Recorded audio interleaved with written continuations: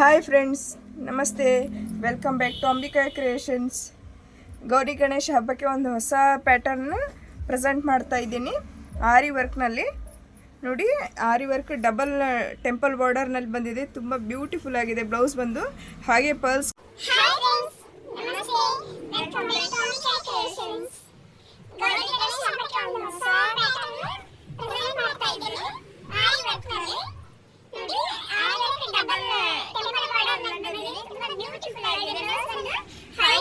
ಕೂಡ ಕೊಟ್ಟಿದ್ದಾರೆ. ತುಂಬ ಚೆನ್ನಾಗಿದೆ.